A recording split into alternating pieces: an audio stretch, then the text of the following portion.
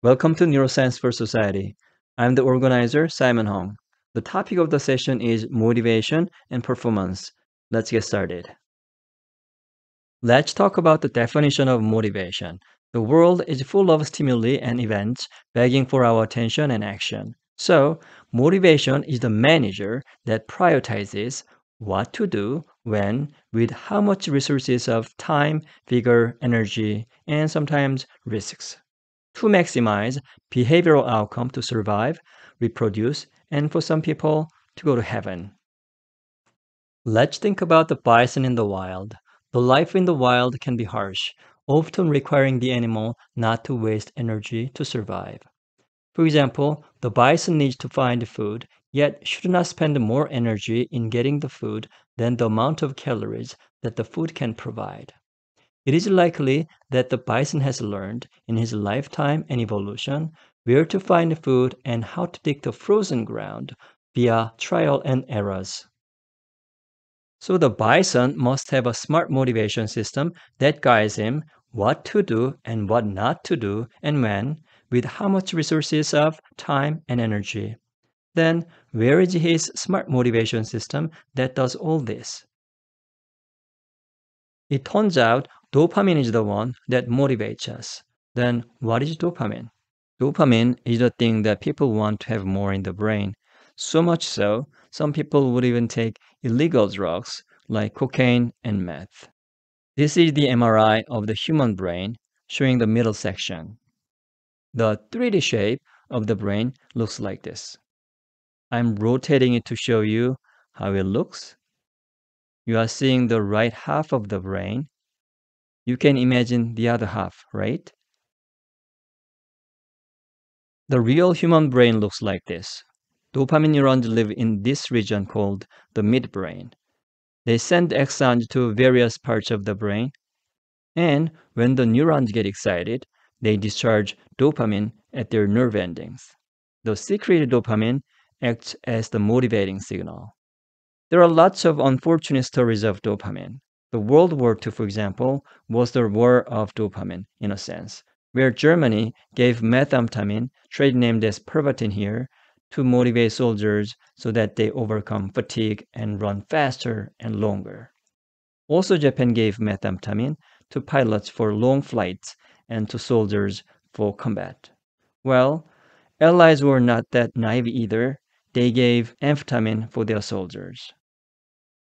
Now, I want to introduce you to a little more neuroscience history. Let's watch a short clip by Dr. Palmiter.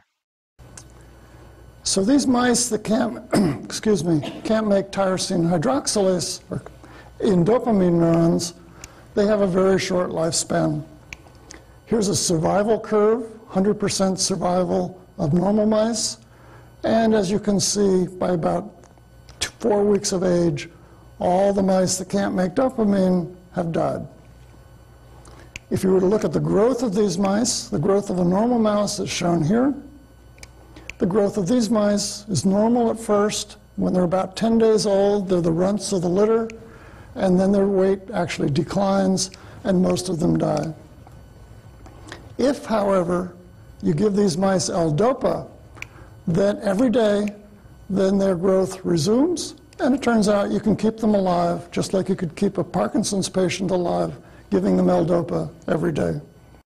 And here's one of these dopamine-deficient mice, and the point here is it's got good balance, hangs onto her finger. In fact, she actually has to push it off the end of her finger. If you had a wild mouse, it would have jumped out of her hand in milliseconds. So now she's going to put 2 of these mice together in a big open space, and you can see they would be pretty unexciting pets. They don't interact with each other at all. And these are 2 wild-type mice, and they're going to come along and they'll nudge the dopamine-deficient mice, but still not very much happens. I think the next scene is going to be feeding behavior. So these are still the dopamine-deficient mice, and Siobhan's going to put little pieces of their favorite food right in front of their nose. They move a little bit. They probably know it's there, but they're not going to eat it. So these mice haven't eaten for 24 hours. They've lost 10% of their body weight during that period of time. They're very hungry, but they're not hungry enough, or not motivated enough to eat. So what you just saw there was she's going to inject them with L-Dopa and put them back in the cage, and now you can see they can move around. This is just early. 45 minutes later, they'd be charging around this cage at 20 times the speed you see here. That's about what a wild-type mouse moves. There's another one. So that one up, this one was injected with L-Dopa, the other one was not. She's now going to try to feed the two mice. The one that was injected with L-Dopa is very hungry and goes right after the food, and the dopamine deficient mouse down here could care less.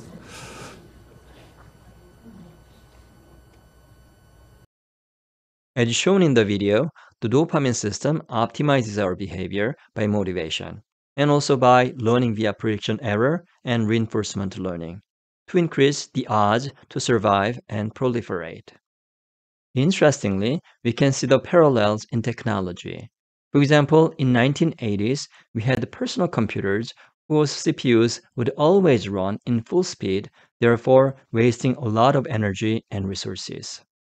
Nowadays, most devices have some smart resource managing system, or I would say a motivation system, which turns off the CPU or reduces its speed when not in use, and cranks up the speed when there's more demand. This way, the device lasts longer with a limited battery capacity, and its electronics are more durable. Your cell phone dying due to the lack of juice may not be that bad, but if you collapse due to the lack of energy, that would be bad. I'll let you know how the brain works in a very simplistic way. There is the cerebral cortex, and we have the basal ganglia, having the striatum and the globus pallidus, and there is the thalamus. Don't worry about the names for now. I'll explain the brain anatomy shortly. There is the action circuit coming from the cortex to the basal ganglia to the thalamus and back to the cortex, and it comes out as an action signal to the limb. And then we have the critic circuit represented by the dopamine signal. This brain model is called the Actor-Critic Model. As the name of the model, there is the actor circuit and the critic circuit. When the actor does well, the critic will go, "Yay, good job," by providing more dopamine to the circuit that is responsible for the action. While, if the action taken by the actor led to a poor outcome, the critic will go, "Boo, bad job," by holding back dopamine, therefore diminishing the synapse to prevent the responsible circuit from getting activated again in the future. Let's try an example. You see an apple. The signal goes to the thalamus and to the cortex, and it recognizes it as an apple. Since you are hungry, the motor circuit sends the signal to grab and eat it. When you eat it, it was so good that the dopamine gets poured in at the synapse between the cortical axon and the striatal neuron, and the synapse gets strengthened. This is what many people would call the synaptic plasticity.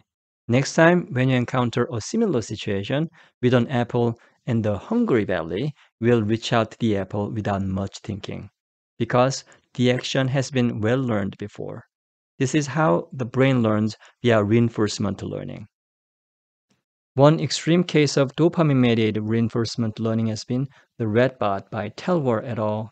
In it, the researchers trained the rat to recognize the left and right electrical stimuli in the brain and translate them into motor actions using the dopamine reinforcement learning.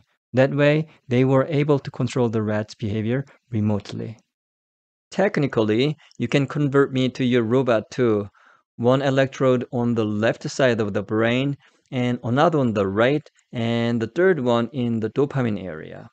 That way, you can steer me left, right, no problem. Well, let's have a short brain anatomy class. If you have the 3D glasses, it's time to put them on. I am rotating it to show you the 3D structure of the brain. This transparent structure is the cerebrum, which is the largest structure of the brain. These are the olfactory bulbs. there is the pituitary. This large subcortical structure is the striatum that I mentioned previously. It has two parts, the big chunk in the middle called the putamen and the tail-shaped structure called the caudate. There are some connecting bridge-like structures in between. People think that caudate and putamen were originally in one chunk, but they got separated by the fiber bundles called the internal capsule that tear these apart, leaving bridge-like structures in the middle. Let me show you the globus pallidus. It is tucked inside of the putamen. The globus pallidus has two parts, the internal and the external parts. This bluish structure is the brain's waterway, called the lateral ventricle, holding cerebrospinal fluid. This structure, embedded in the middle part of the temporal lobe of the cerebrum, is the hippocampus, known for its memory functions. It looks like the seahorse.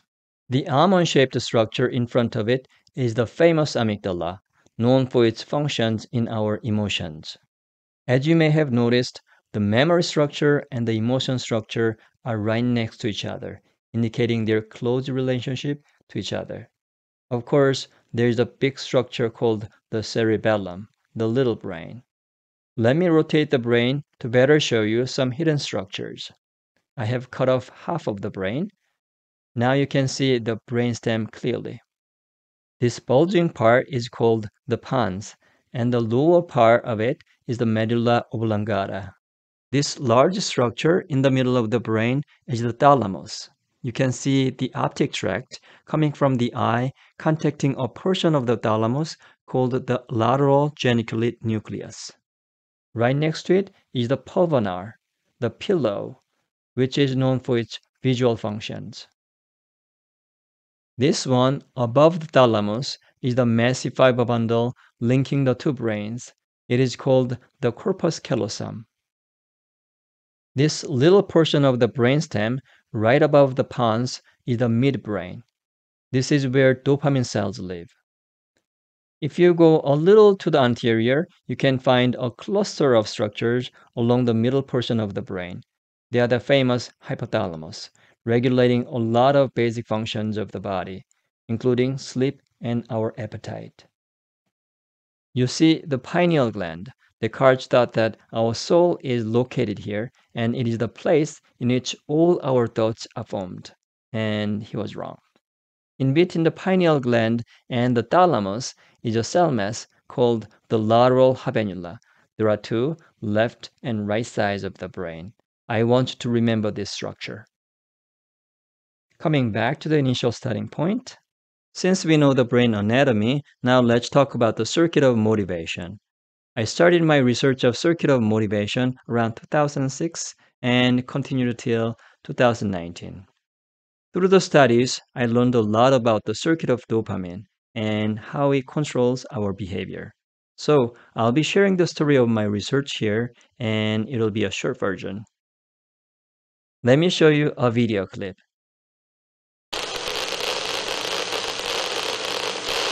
Let's pause and explain what's going on. Usually, the monkey stays in its cage, but during the experiments, it is seated in the primate chair like this.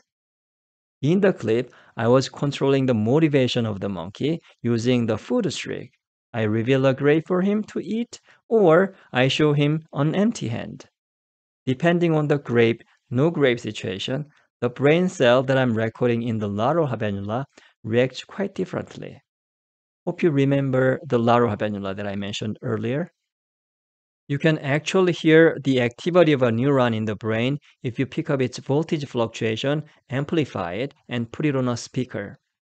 You hear a ticking sound when the neuron's potential spikes, which we call the action potential, or just spikes.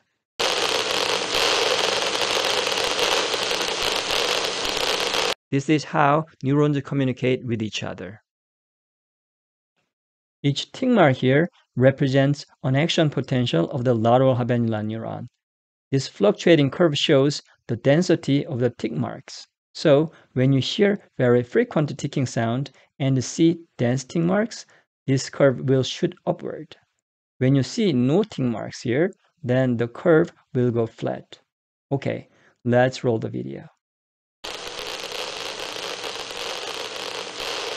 No grade, disappointing. Great, and he's getting it. In both cases, the cell activity goes flat. Let's slow down the video to see what's going on. I reveal a grape, the monkey gets excited, and the cell stops firing. I move it to his mouth, he's excited to get it, and the cell pauses firing.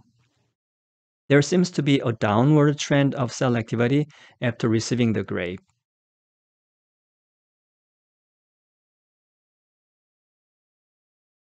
The monkey shifts his gaze and finds that my hand is approaching, and the cell stops firing, indicating that it is an exciting event. He finds out that a grape is there for him, the cell stops firing. He is getting the grape again, the cell pauses its firing, indicating that he is excited.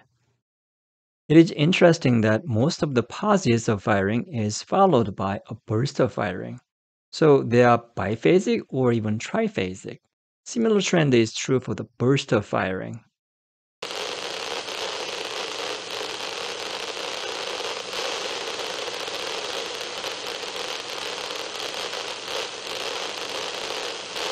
A huge disappointment there. Very worried.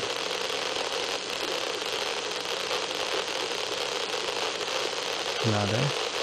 As he gets used to the event, the cell's reaction to the events get a little diminished, as you can imagine.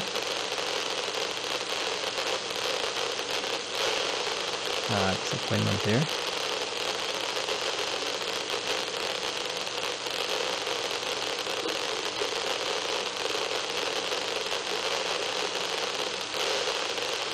Yeah, he's not happy. He rolls his eyes. To better define the functions of the lateral habenula neurons, I trained the monkey to perform a task, in which the monkey looks at the visual targets on the screen. There are two situations. In one case, the target appears, for example, on the left side. Then the monkey looks at it and he gets juice reward for it. It is a high motivation case because he gets to have juice.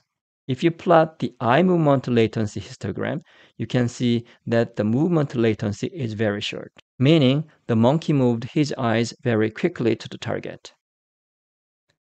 In another case, the visual target appears on the right side. Now the monkey knows that there won't be any juice because of repeated training. Yet the monkey still looks at it because it is required to go to the next round.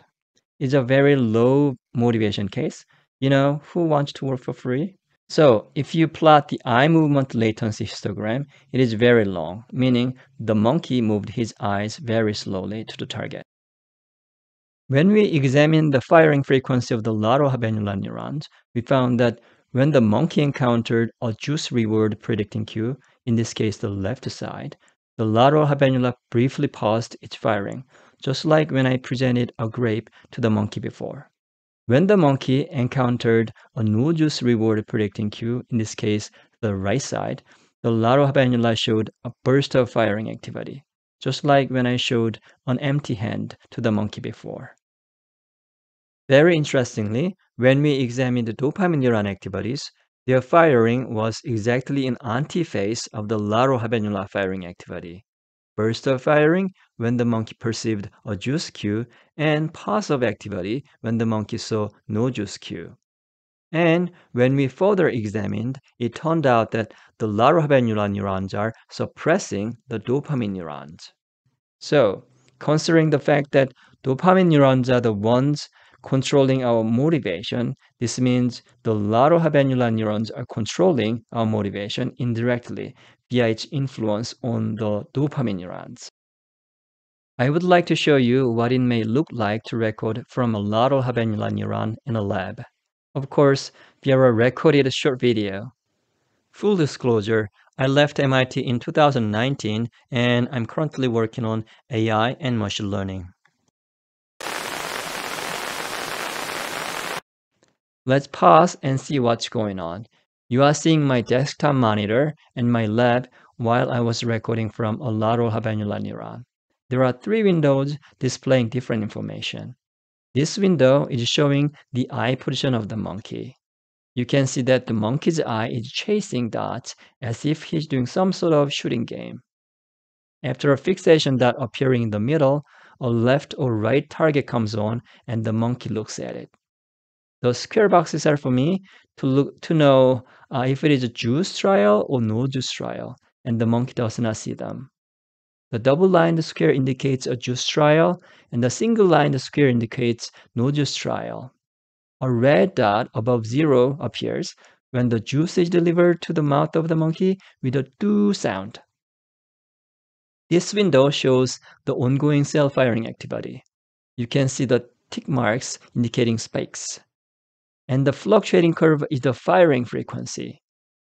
This window shows all the signals coming from the lateral habenula probe. To select only the neural spike signals, I put some selection criteria boxes. And here you can see the spike signals separated from the noise here. The whole thing is free open source program that I made and distribute called Blip.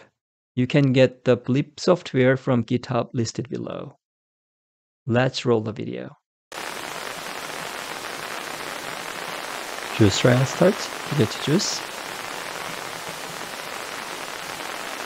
Another juice trial. You get to juice. You can see the positive activity here when he gets juice. No juice trial. A burst of firing here. Burst of firing here. Juice trial. Juice trial. No juice trial. A burst of firing here. Big burst of firing. Juice trial. It's hard to hear the absence of firing, right?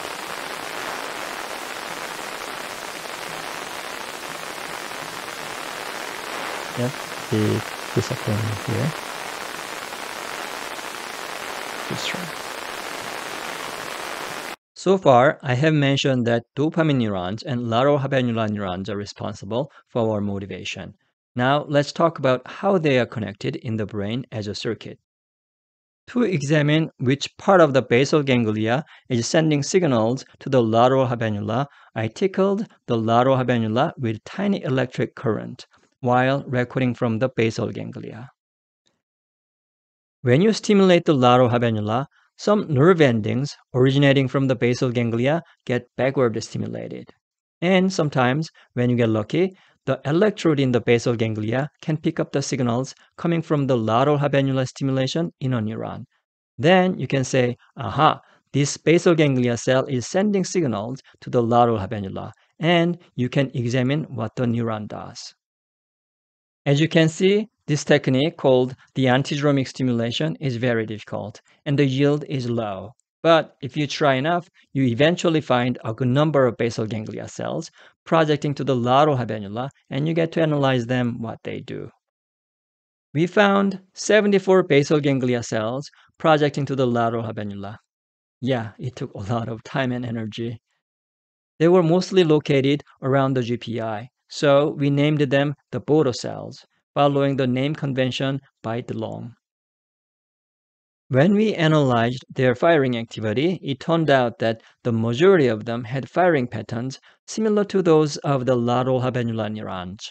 So we concluded that the lateral habenula neurons take the motivation inputs from the Bodo cells. Interestingly, the Bodo cells carried other signals, such as left or right direction of the reward, along with the motivation signal itself. So it looks like the lateral habenula takes up only the motivation signals from the Bodo cells' diverse signals. We continued our antidromic stimulation studies to find the circuit around the dopamine neurons. It turns out that the dopamine neurons receive lateral habenula signals mostly via another structure called the rostromedial tegmental nucleus in the monkey. So it is via the RMTG that the lateral habenula suppresses the dopamine neurons. Here you can see example neurons firing patterns in each structure. Here the Bodo cell, lateral habenula cell, RMTG, and the dopamine neurons.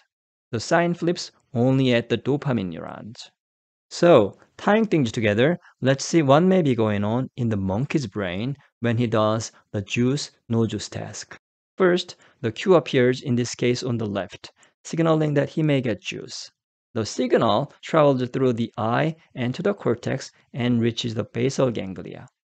The motor neurons relay the motivation signal by briefly pausing their spiking.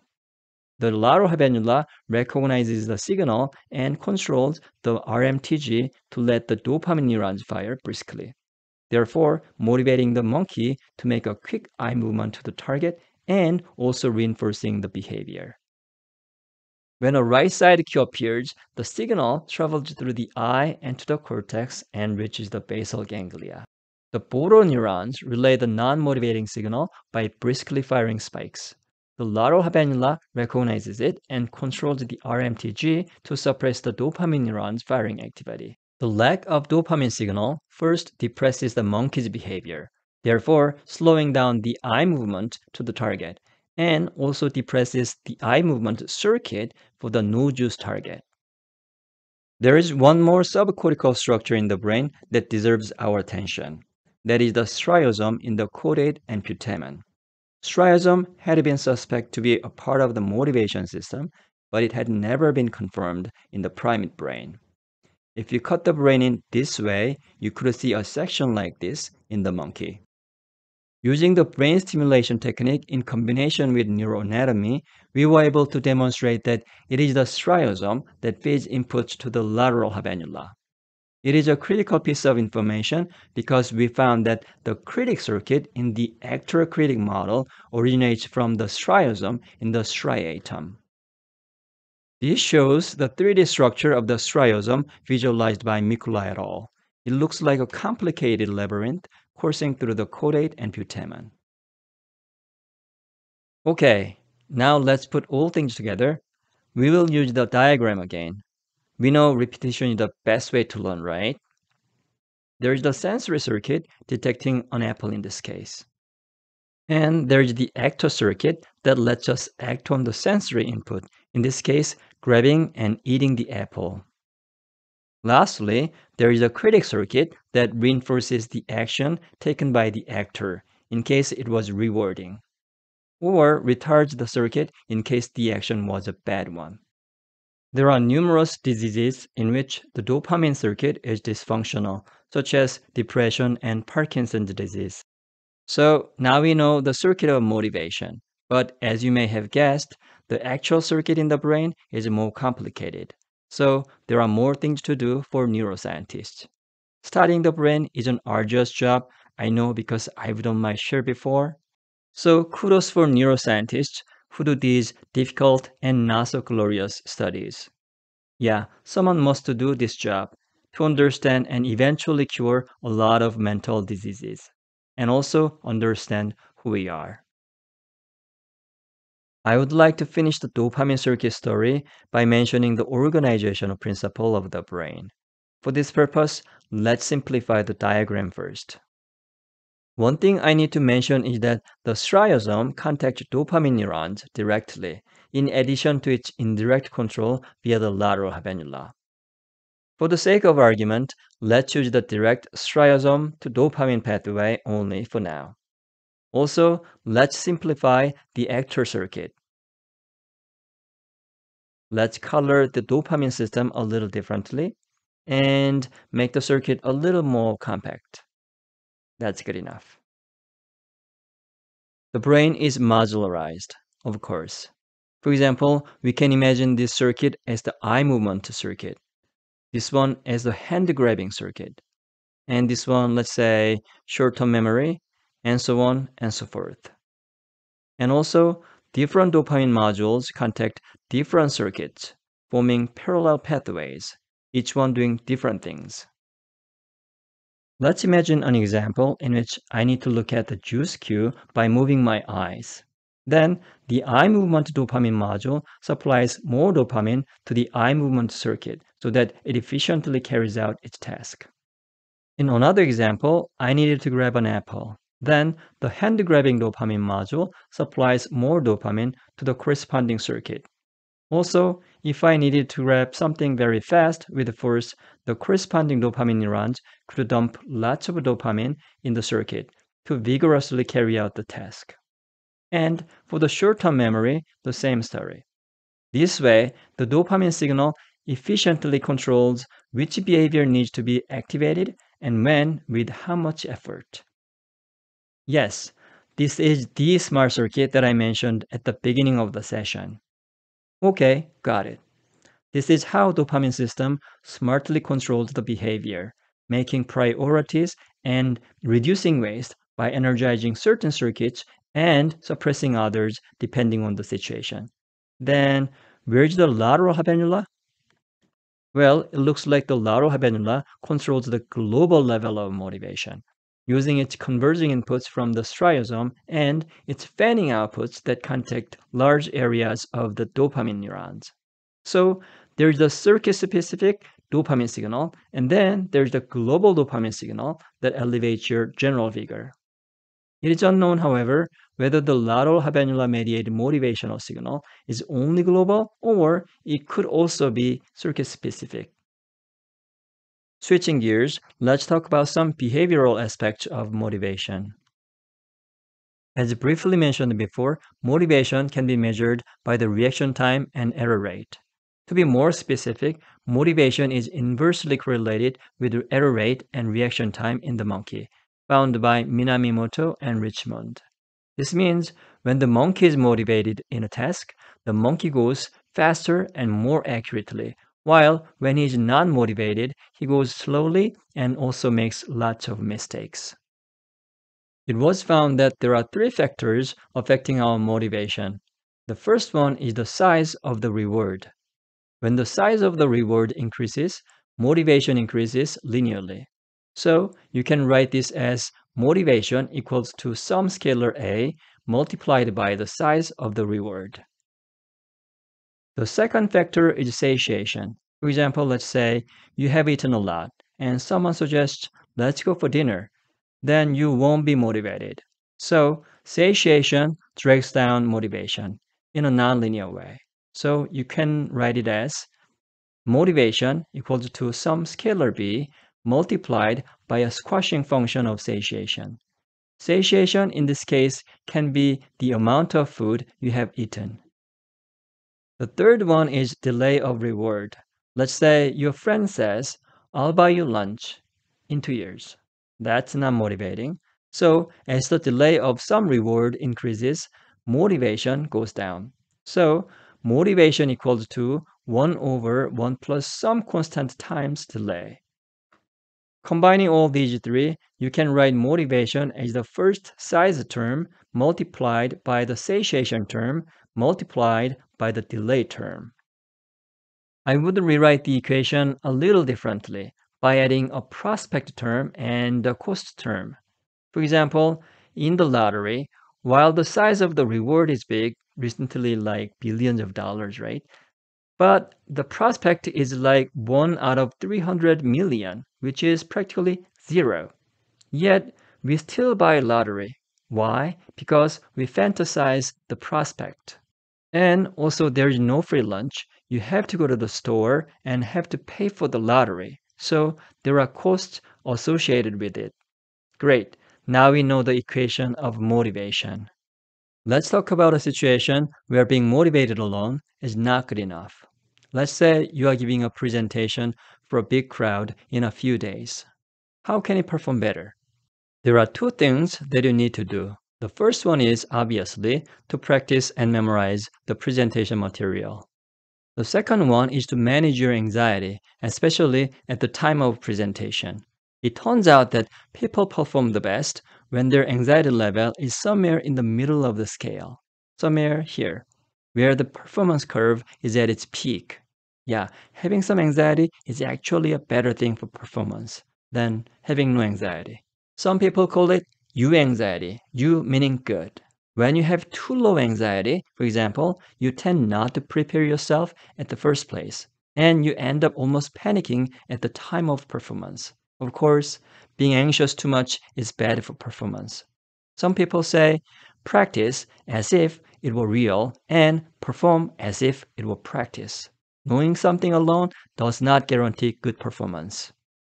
Regarding practice and memorization, let's assume that you will be spending only 3 hours to practice. Then, how would you use the 3 hours? I'll give you 2 choices. One, you practice 3 hours on the day of presentation so that the memory is fresh. The second one is you spread the hours across a few days leading to presentation. Who thinks the choice one is best? Raise your hand. Well, the neuroscience says the answer is to practice some every day. Yeah, the correct one is 2. The reason why is because you get to sleep after the practice.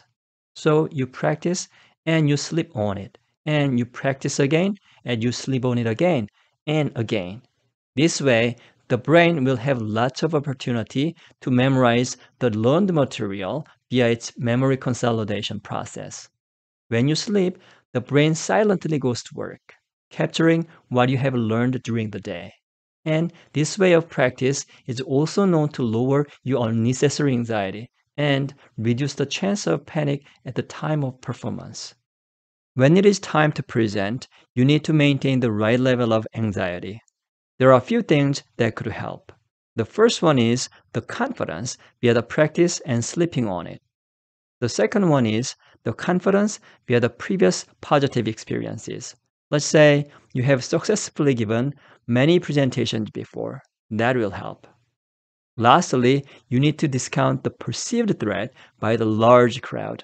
Maybe you can tell yourself, hey, they are just people.